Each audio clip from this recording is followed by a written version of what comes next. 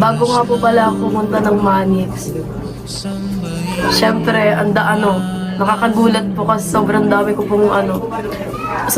po munang pinagdaanan bago po ako makapunta doon. Tapos nakakagulat kasi, syempre, nakatapak ka doon. Sabi nga po nila, sir, yung iba po may mga napatunayan na doon. So, ayun, nagsikap po talaga ako nun. Kahit di po ako nahihiya kung ano gagawin, lahat. Gagalingan ko po lagi. Ayun, lagi po yung iniisip ko kasi gusto ko po matupad yung pangarap ko, lalo na kala mama. So, bago po ako pumunta dito, nagulat po ako nun kasi yung nag-audition po ako nun. Akala ko po tapos na. Tapos nagulat po ako, nag-message po sa akin nun sa Ate Drea.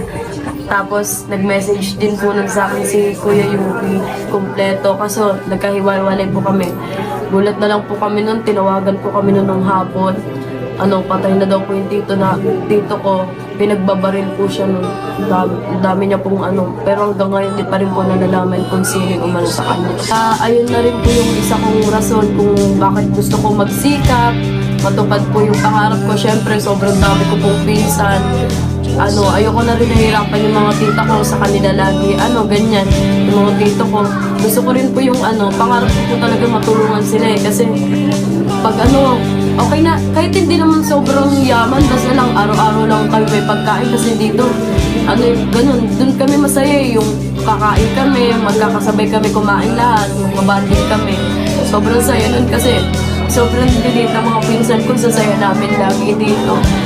Kahit mahirap lang yung buhay namin dati, lockdown kami, basta kumpleto kami sa saya namin. Mas mabuti pa nga po yung lockdown kasi kumpleto kami, di namatay yung tito ko. Kasi yung tito ko po, ayun, parang papa ko na po yun.